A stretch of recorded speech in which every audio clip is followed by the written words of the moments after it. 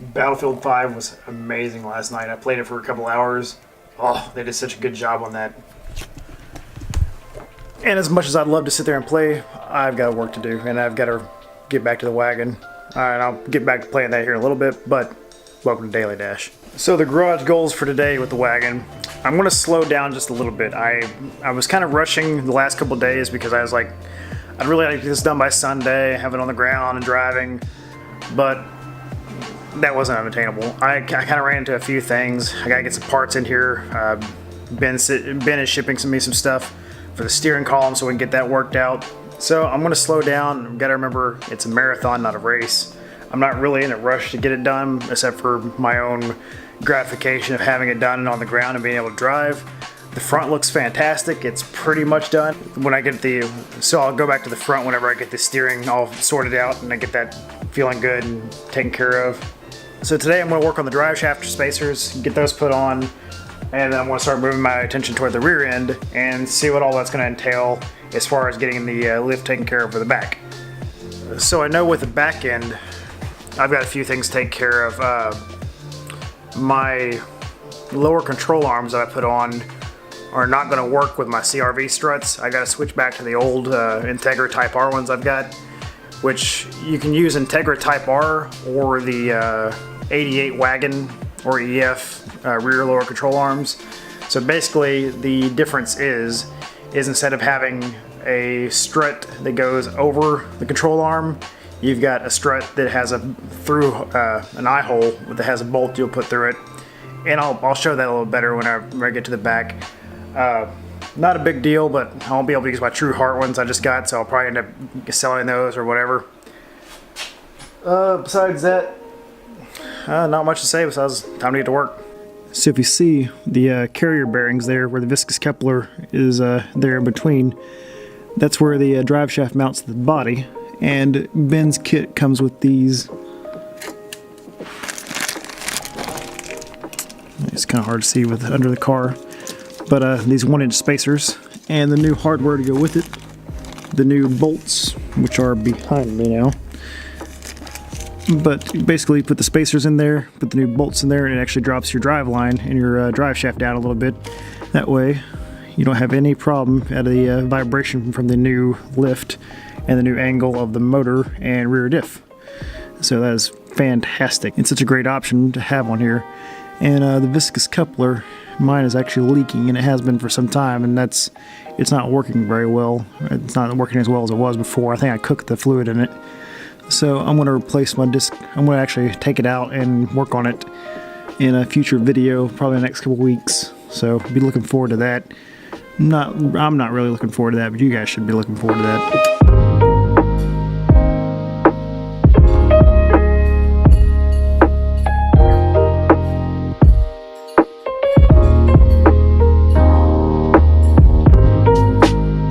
To get you guys kind of caught up to where I'm at, I've got this whole side disassembled. I've got all the strut dropped, the camber adjuster, the toe adjuster is taken apart. I've got the lower control arm off. Got everything ready and prepped to work on over here.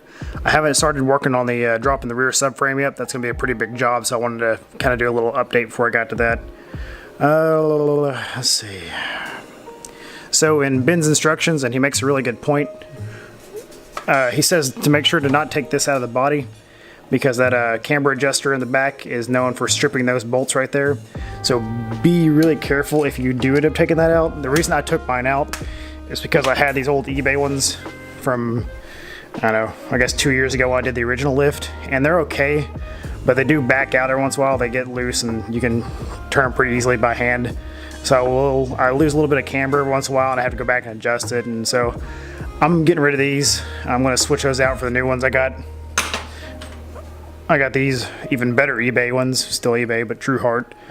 They're a little better made. I think they're going to last a little longer. I think they'll hold a little bit better. They got a little bit better bushing in there, and I went ahead and bought these a little while ago when I was going to do the lift anyway.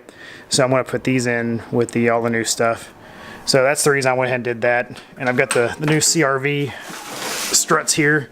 For comparison's sake, if you line the eye bolts up, you can see how much difference there is. That's crazy. So you see, nice and even down here, crank up to the top.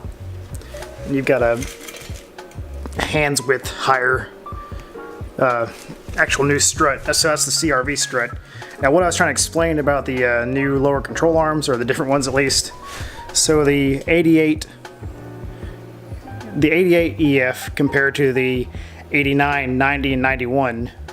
The 88 uses this type of lower control arm, which also it shares with the Integra Type R, which and CRV, but the CRV won't work with our Wagon.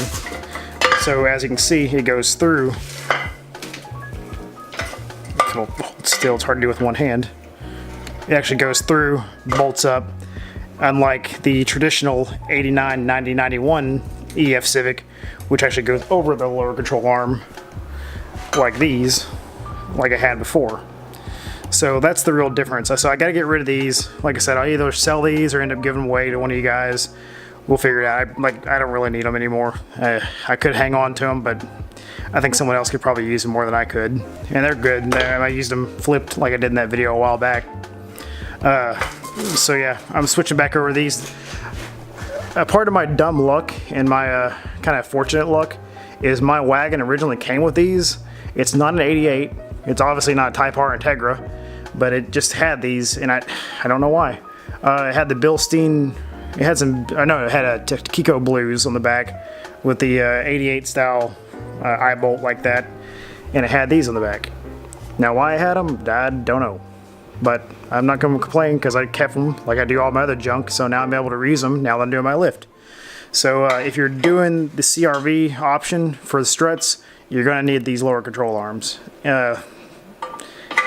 It's going to be tricky to find unless you find like a Wagon that's getting rid of them, or you find an Integra Type R ones. There are some aftermarket Type R ones kind of like that, but I couldn't find a real good quality one. They're all pretty cheap looking, and you may be able to find like a, I don't know, maybe some eBay one that'll work well. But for me, I'm using these, and I'm pretty sure these just have an 88 Wagon. And we'll get those bolted up, and we'll see what that looks like. But yeah, that's just the quick difference, the quick rundown between the different struts and different lower control arms. Just want to run that by you guys, so just in case you had any questions about that. So next, I'm going to focus on dropping that rear lower subframe and the rear diff back there. I got a few parts I'm going to have to go get here in a little bit, so I may hold off on that. I don't know. I haven't decided yet. Alright, so the next part is dropping the rear subframe and rear diff. Kind of back out here so you can see it a little better. And it really wasn't that hard. It's just a balancing act like anything else with dropping the subframes. Once you get it all dropped, if you're a smart man like I am not, this would be a good time to go ahead and change out these rear diff bushings. Mine aren't really as bad as I thought they were, but they definitely could be changed out. It would probably help out quite a bit with the clunking. But I'm not going to worry about it this time around. Now that I know it's really not that hard to get out. You can see it's tore a little bit there, but anyway, that's not important right now. So it just got kind of mixed up after flipping it around a couple times, so be careful doing that. It'll go like that, right? Yeah. So it'll go on like that. And then you go back to your kit, and you get these two M12 by 120s. Sorry about the glare. Get two extended bolts, two spacers, and then you'll just thread those on to the top of your diff. Squeeze it right here without knocking the camera over. There's a surprising amount of room underneath the Wagon to work, on the back side at least. Now since I've got to actually put this back up in there, I'm going to have to torque these before I bolt that back in there, because I won't have access to them once the diff is back into place. But that's what it'll look like. A lot of the Subarus and a lot of the other lifted vehicles like that, they'll use a similar kind of spacer for the rear diff to make it sure the drive line's at a good angle, along with everything else, and the rear axles will be at a much happier angle when the rest of the car is lifted. That's huge. That's a really good thing for the lifted vehicles. To get you guys caught up where I'm at, here's the diff spacers they're in. I've got the thread started on the diff bushings But yeah, it's coming along pretty well. Making a lot of good progress back here right now. And that's going to be sick because those subframe blocks are so good looking. Well, I ran into a small problem, not too crazy. It'll be easy to fix, but just in case anybody else runs into this. The struts that I ordered for the CRV struts off eBay or whatever, they're not quite fitting into here. They're real close. So what I'm going to do is grind down these a few millimeters, not much, just enough to get it where it'll slide in well. I could probably whack it in there with a hammer pretty easily, but I don't want to have to fight it to get in and out.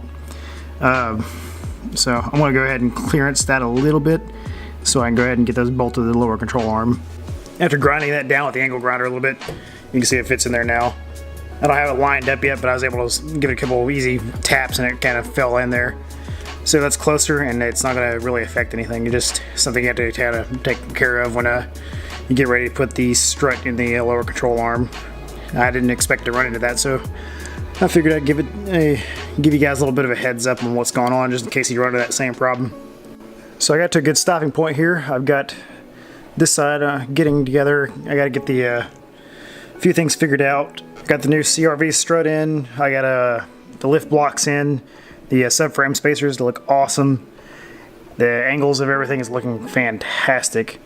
So I got a few things to figure out left, and then we'll start going and finishing this up. You can see the lift block in the back. It's got the star on it. It looks freaking awesome. You can see the rear diff is a nice angle. Everything's hanging nice and well, and it's looking good, guys. So I'm gonna go ahead and wrap up today. It's already been kind of a long video. I've kind of explained little things I've been learning in the back. The back is not too far from being done. I gotta figure a few things out geometry-wise and talk to Ben and figure out what needs to go where and what order of operations need to go with what, so I can explain it better to you. And a little bit on that, this whole series is not gonna be, this is not the how-to video. The how-to video will come after I figure out how everything goes together and how everything fits well in the correct order of operations for everything, because me and Ben are working together to make this make an instructional video that'll go along with his actual print instructions on how to put the 6-inch long swing arm kit on a Civic wagon. So I'll get that video put together also for after all this is done. 12 days of the wedding, guys. It's getting real close. It's Geo, actually, we were talking about that the other day, that I picked an excellent time to try to do 30 vlogs in 30 days. I kind of picked the most hectic time of my life to try to get that out. But he made a good point. That's when real channels are made, is through struggle and through those hard times. I'm not afraid to put in the work every day for this. It's just a part of it. And I love every second of it. I love the progress the wagon's getting. I love where the attention it gets, and I love that people really are falling in love with the wagon. So it's made quite the impression on me, and this kit is fantastic for it. I can't say enough about it, how awesome it is to have something that's off the shelf that I can put a 6-inch lift on the wagon now. But yeah, guys, I'm gonna wrap it up, get kind of put away for this evening, and I'll see you guys tomorrow. And tomorrow's video will be a little bit different because I'll have to be doing everything after work, so it'll be evening time already, and you won't see this nice daylight, but it'll be okay. I'll come in here, I'll do what I can with the wagon, and then and we'll get ready for when I get the next shipment of parts in on Wednesday. But yeah, guys, that's it for tonight. I'll see you guys tomorrow.